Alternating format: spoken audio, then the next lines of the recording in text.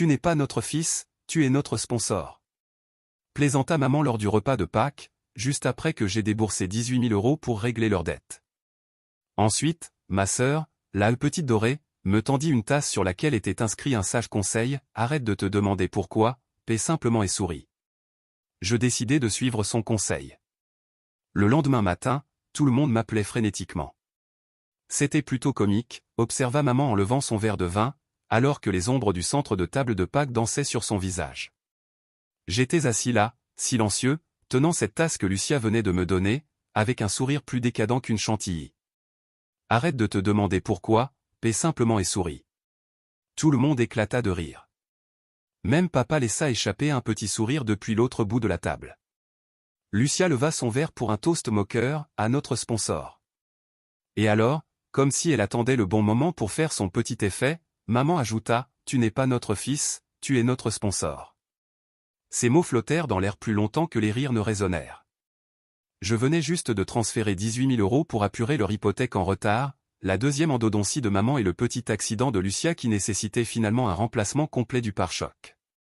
Je n'avais même pas eu le temps de défaire ma valise après avoir écourté mon voyage d'affaires pour faire face à leur urgence. Et maintenant ça. Lucia, dis-je en tenant la tasse entre mes mains, d'où vient cette tasse? Je l'ai faite sur mesure, répondit-elle avec un sourire. Je pensais que ça te correspondait. Tu es toujours stressé à te demander pourquoi c'est toi qui aides tout le monde. On s'est juste dit, que pensons-nous? Je les interrompis en regardant maman puis papa. Maman sourit avec suffisance. Ne sois pas si sensible. Tu as toujours été le généreux. Papa ne leva même pas les yeux de son téléphone. C'est juste une blague, détends-toi. Bien sûr, juste une blague. Comme lorsqu'ils avaient dit à Noël que je devrais déduire les frais familiaux de mes impôts parce que, fondamentalement, je gérais le foyer. Ou quand ils plaisantaient sur l'idée de me remplacer en tant que sponsor après ma promotion au travail. Je fis le tour de la table, Lucia, avec sa robe pastel trop chère à celle que j'avais payée après qu'elle ait dit qu'elle ne pouvait pas se permettre quelque chose de convenable pour Pâques, son fiancé Sergio qui dévorait son repas comme si c'était un buffet gratuit, ce qui était effectivement le cas pour lui.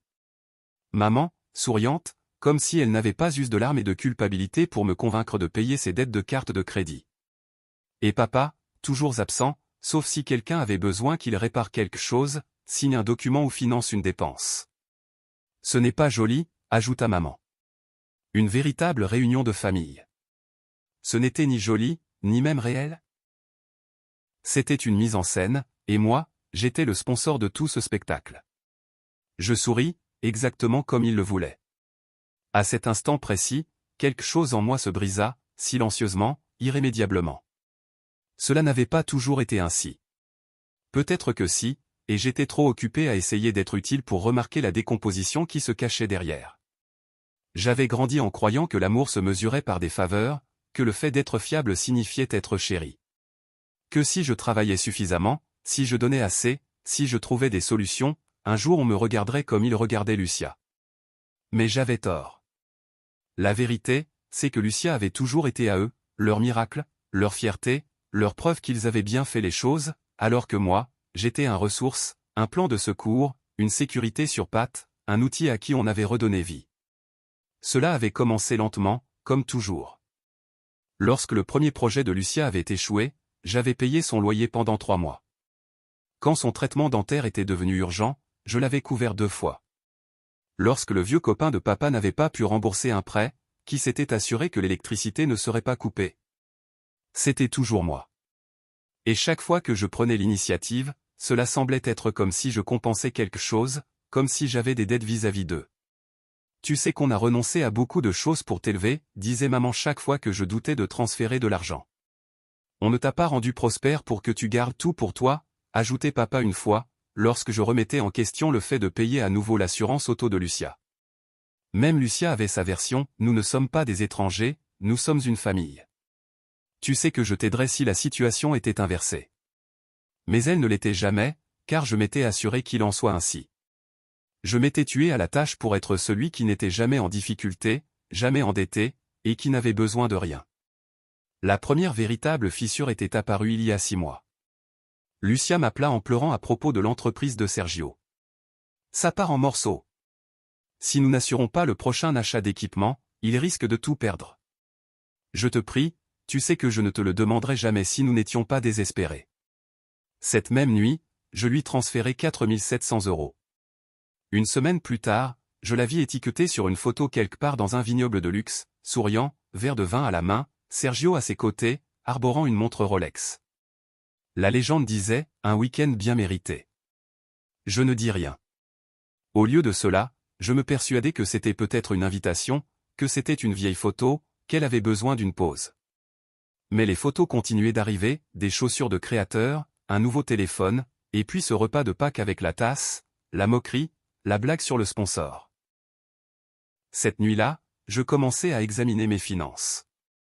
Je remontais 5 ans en arrière, 72 850 €. C'était la somme que je leur avais donnée non prêtée, mais donnée à travers des transferts, des paiements, des rescapés, des cadeaux et des aides d'urgence. Mes mains tremblaient en voyant le total. J'appelai ma banque, gelai 3 cartes jointes, changeai tous mes mots de passe, ouvris un nouveau compte d'épargne et transférai le reste de mon argent. Cette nuit-là, je reçus un message de maman. « Salut chérie, peux-tu m'envoyer 600 €? J'ai oublié de payer la collectivité et ils menacent de me sanctionner. Juste jusqu'à lundi. » Je ne répondis pas. 10 minutes plus tard, Lucia écrivit « Maman dit que tu es en colère à cause de la tasse. » Allez, ne sois pas bizarre, c'était juste une blague. Toujours rien de ma part. À minuit, maman envoya un autre message, nous ne voulions rien dire de déplacé. Tu sais que nous t'apprécions.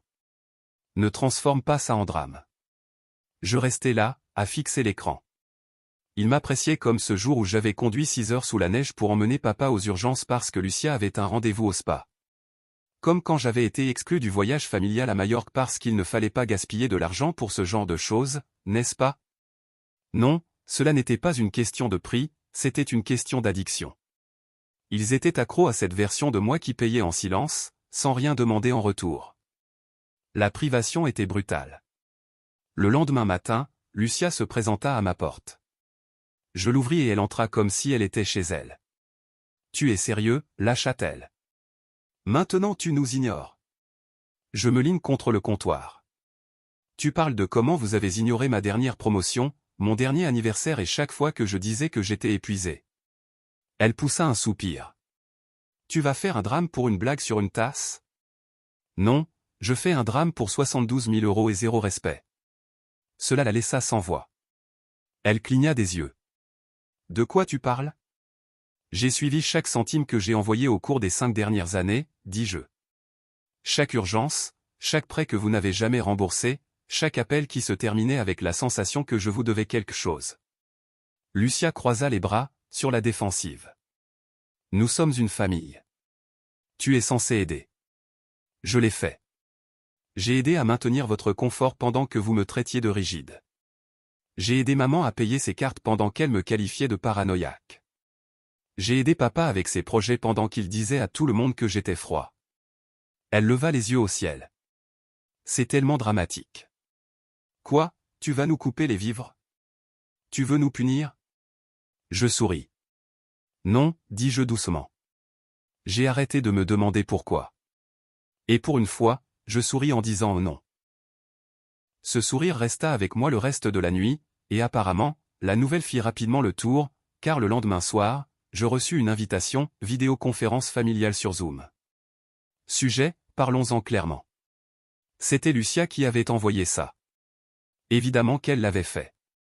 Elle n'avait jamais supporté de ne pas être au centre des résolutions.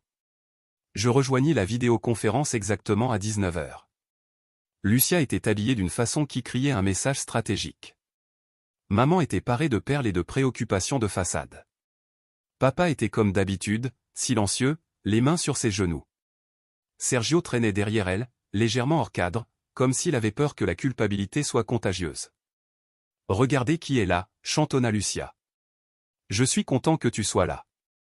Nous pensions qu'il était grand temps de passer à autre chose, n'est-ce pas? » Bien sûr, acquiesça maman. C'est Pâques. Il est temps de guérir. La famille d'abord. Je souris, serein et contrôlé. Je suis heureux que nous soyons tous sur la même longueur d'onde. Lucia entama un discours d'autosatisfaction sur le fait que la tension n'était pas saine et que nous étions plus forts lorsque nous restions unis. Je l'écoutais comme si c'était de la musique de fond. Sous la table, je déverrouillai mon portable et ouvris l'application de ma banque. Lucia était au milieu d'une phrase, quelque chose à propos de reconstruire la confiance, quand j'ouvris le site de l'assurance. Traora Coroya 2021 au nom de Lucia, réglé sur mon compte, paiement automatique de 249 €. Je cliquai sur annuler la police. Confirmé. Puis je changeai d'onglet sur le site de la préfecture. Transfert de propriété de ma voiture à Lucia. Envoyé. Je revins à l'application bancaire. Un dernier geste. J'envoyai 1 € à Lucia. Message, c'est le dernier euro que tu recevras de moi. Encadre-le. Clic fait. Son téléphone vibra. Elle cligna des yeux, regarda vers le bas avec un froncement de sourcils. Hein, c'est quoi ça? Je pris une gorgée de thé. Je viens de m'occuper d'une affaire importante. Maman plissa les yeux. Une affaire importante comme quoi? Je me penchai et souris. Ne t'inquiète pas, tu le remarqueras demain. Ensuite, j'activai mon micro, quittai la réunion, et je vis leurs visages figés et confus se dissiper comme de la fumée. Le bruit de mon téléphone confirma tout, paiement envoyé, assurance annulée, propriété transférée. Et quelque part dans la boîte de réception de Lucia, un courriel légal lui annonçant qu'elle était désormais la fière et unique propriétaire de son propre désastre. La voiture de Lucia disparut de son garage à 9h17 précise. Je le sais parce qu'elle m'écrivit à l'instant où elle s'en aperçut. Lucia, tu as annulé mon assurance. Lucia, sérieusement, ma voiture a disparu. Ils l'ont emportée. Lucia, es-tu folle, appelle-moi tout de suite. Je ne répondis pas. 1 heure plus tard, maman commença à appeler. Ensuite papa, puis Sergio. 8 appels manqués en moins d'1 heure. Je savais ce qui allait suivre. Papa envoya un message, nous devons parler. Dimanche, 17h. Juste la famille. Pas d'excuses. Parfait. Je me présentais sans sourire, sans culpabilité, sans excuse. Tout le monde était là, comme je le savais. Maman, les bras croisés comme une enseignante déçue. Papa, droit avec les mains posées sur ses genoux. Lucia, les cheveux en désordre, sans clé de voiture à la vue et le téléphone serré comme une arme. Sergio assis à côté, silencieux, pâle, les yeux inquiets. Assieds-toi, gronda papa. Je restai debout. Ça te semble drôle, s'exclama maman. Ce que tu as fait à ta sœur. L'humiliation, le danger. Danger? Je levai un sourcil. Tu veux dire lui faire enfin assumer la responsabilité de ses propres biens? Ce genre de danger? Lucia interrompit avec une voix aiguë et nerveuse, tu as fait enlever ma voiture. Non, répliquai-je. C'est toi qui as fait enlever ta voiture. Je n'ai fait que cesser de payer. Je sortis de mon sac un dossier épais, bien organisé et codé par couleur. 72 850 €, dis-je en laissant tomber le dossier sur la table basse. C'est ce que j'ai donné à cette famille au cours des 5 dernières années. Le silence tomba dans la pièce. Je ne demande plus, j'exige que vous me remboursiez. Maman éclata de rire, d'un rire aigu et tremblant. Tu ne peux pas parler sérieusement. Si, bien sûr que je le fais, répondis-je. Pour la première fois de ma vie, je parle complètement au sérieux. J'ouvris la chemise et dévoilai des extraits bancaires, des relevés de transfert, des captures d'écran de Bizum, des calendriers de paiements automatiques, le tout soigneusement surligné. J'ai divisé le total par 3, dis-je. Maman, 23 700 €, Lucia, 38 600 €, papa, 10 550 €. J'attends un plan de remboursement. Je vous donne 90 jours. Papa se leva, la voix basse et furieuse. Tu crois vraiment que tu peux traiter ta famille comme si c'était des débiteurs? Non, répliquai-je. Je pense que vous m'avez traité comme un distributeur automatique avec un complexe de culpabilité. Je suis juste en train de faire mes comptes. Lucia leva les yeux au ciel. Alors maintenant tu fais le compte? Tu as dit que tu faisais tout ça par amour, et que tu me respectais, puis tu m'as offert une tasse qui disait « Arrête de demander pourquoi, paie simplement et souris ». Je sortis un autre document et le glissai vers eux. Vous vous souvenez de la ligne de crédit d'urgence ouverte pour la famille il y a 3 ans, que maman appelait juste une formalité? Je montrai ma signature. Elle est légalement contraignante, donc oui, je peux vous poursuivre. Cette phrase figea la pièce. Sergio murmura quelque chose à voix basse. Qu'est-ce que tu veux dire, s'énerva Lucia, sur la défensive. Il lui jeta un regard avant de revenir vers moi. Sa voix tremblait. Je t'avais dit que ça arriverait. Je t'avais dit qu'il allait contre-attaquer. Tu lui en as parlé, s'écria Lucia en tremblant. Tu te moques de moi. J'ai eu confiance en toi, dit Sergio. Tu m'as dit qu'il ne se lèverait jamais, qu'il était trop faible. La lèvre de Lucia trembla. Maman intervint à nouveau. Tu exagères, tu es en train de détruire cette famille. Non, répondis-je.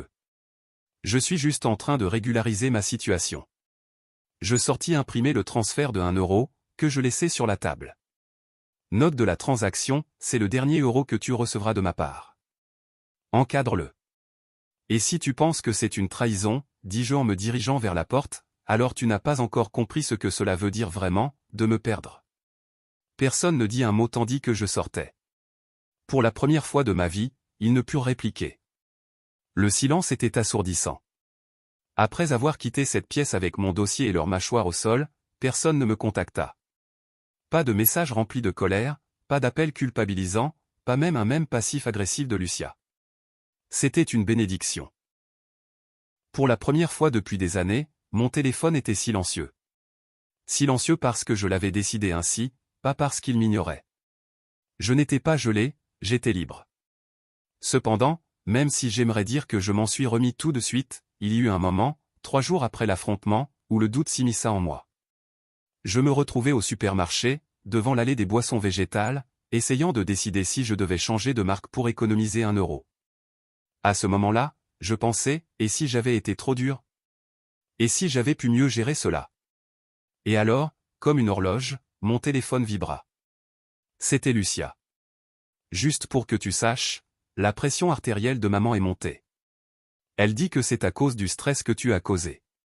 Voilà, le vieux schéma réapparut, comme un serpent levant la tête, culpabilité, chantage émotionnel, manipulation affective. Mais cette fois, je ne fléchis pas. J'écrivis 2 mots, je bloque, et je le pensais vraiment. Les conséquences furent immédiates. 2 jours plus tard, maman se présenta sans prévenir à l'immeuble où je vivais. Je ne le savais que parce que le concierge m'appela depuis la réception, disant « C'est ta mère, c'est une urgence ». Je ne demandais même pas ce qu'était l'urgence, je répondis simplement « Dites-lui que le sponsor est hors service ». Clic, mais ce qui m'étonna le plus ce fut son désespoir, mais plutôt le bien que cela me faisait. Je retournai au gymnase. Je dormais mieux. Je cuisinais sans vérifier compulsivement l'application bancaire. Mon appartement semblait plus léger, comme s'il avait été habité par des fantômes que je n'avais pas remarqués avant de les expulser. Puis une nuit, je reçus un message inattendu. Ce n'était ni de Lucia, ni de mes parents, mais de Sergio. « Salut, je sais que c'est étrange, mais on peut parler ?» Je fixai l'écran un moment, ne sachant pas si c'était un piège, ne sachant pas s'il s'en servait comme marionnette. Mais la curiosité l'emporta. Je veux parler sans faveur ni culpabilité, juste parler. Sergio, je comprends vraiment. Je veux juste te raconter quelque chose. En privé. Nous convenions de nous retrouver le lendemain dans un café, un terrain neutre. Il se présenta, ayant l'air de ne pas avoir dormi depuis une semaine. Je ne suis pas ici pour défendre Lucia, dit-il en s'asseyant. Bien, répondis-je, parce que je n'ai aucun intérêt à t'écouter. Il acquiesça. Je suis ici parce que je pense que j'en ai aussi fini. Cela attira mon attention. J'ai vu Lucia te mentir en face. J'ai vu tes parents le permettre et j'ai attendu qu'ils montrent un peu de décence, mais ils ne l'ont pas fait. Il passa une main dans ses cheveux. Maintenant, elle envisage de te poursuivre pour stress émotionnel. Je clignai des yeux. Sérieusement, acquiesça-t-il. Elle perd le contrôle, et, honnêtement, je ne pense pas qu'elle croit que cela fonctionnera. Elle veut juste te punir. Je me laissai aller contre la chaise. Et toi, où te places-tu? Il me regarda dans les yeux. Je suis dehors. J'en ai fini de financer des délires. J'ai déjà parlé à un avocat, et je vais demander la séparation. Cela me surprit plus que n'importe quel coup qu'elle aurait pu porter. Désolé de ne pas avoir parlé plus tôt, ajouta-t-il. J'aurais dû le faire. Tu étais le seul qui maintenait tout cela en l'air. Moi, j'essayais juste de survivre. Nous restâmes silencieux un moment, et juste avant de partir, il me tendit une enveloppe. À l'intérieur, un chèque de 1 000 €. Concerne ce que te doivent, dit-il. Je sais que ce n'est pas beaucoup, mais c'est de ma part, pas d'eux. Je pensais que tu méritais savoir que quelqu'un t'a vu. Ce fut la première fois en des années que je sentis les larmes authentiques me brûler les yeux. Pas de douleur, mais de la validation. Cette nuit-là, j'ouvris mon ordinateur portable, accédai à la feuille de calcul intitulée « Dette familiale ». À côté du nom de Sergio, j'écrivis « Payer 1 000 €. Puis je renommurai le fichier « Clôture en cours ».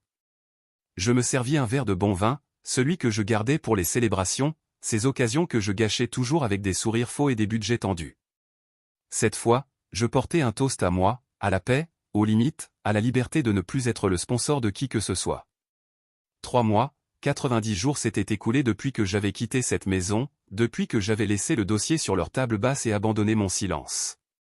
Je ne les avais pas revus. Les appels s'éteignirent autour de la 4e semaine. Les messages commencèrent à diminuer vers la 6e. J'entendis, par des amis communs, que Lucia prenait du temps pour se soigner, ce qui, je suppose, signifie qu'elle cherche un autre idiot pour financer son style de vie.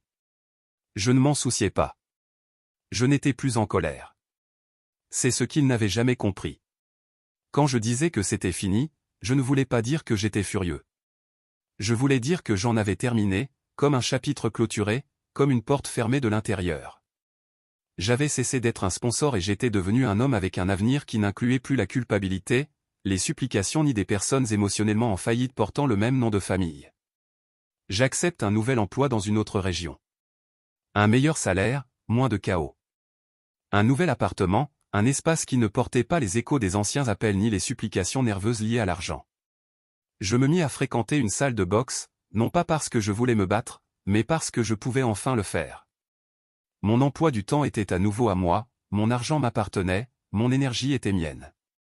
Je me fis de nouveaux amis, non pas du genre à vouloir quelque chose, mais du type qui se souvient de ton anniversaire sans te balancer des factures déguisées en besoins émotionnels. Je recommençais même à sortir avec quelqu'un. Quelqu'un de calme, quelqu'un de bien, qui demandait « De quoi as-tu besoin aujourd'hui ?» au lieu de « Peux-tu m'aider ?» juste cette fois. La vie n'était pas seulement meilleure, elle était réelle pour la première fois en 10 ans. Et puis, dimanche dernier, exactement 90 jours après l'affrontement, quelque chose d'inattendu se produisit. Je reçus une notification, un virement de 1 € de maman, au titre « Je pensais que tu voudrais encadrer la tasse comme il se doit ». Je restais là, à le regarder pendant 1 minute entière. Au début, je pensais que c'était un piège, une blague, une tentative passive-agressive de me ramener. Mais ensuite, une autre notification arriva, 1 autre euro de papa, avec pour mot « intérêt ». On m'a dit que je te dois plus. Puis, 30 minutes plus tard, 2,50 € de Lucia, sans message, uniquement du silence. Je n'en revenais pas. C'était ridicule, symbolique, mesquin. Peut-être était-ce leur façon de se moquer de moi. Et pourtant, je ris à haute voix. Pour la première fois en semaine, je ris tant que je faillis renverser mon café, car je réalisais soudain quelque chose, ils faisaient enfin quelque chose que je leur avais supplié de faire pendant des années. Ils me remboursaient, de la manière la plus petite, misérable et contrainte qui soit, mais ça avait commencé.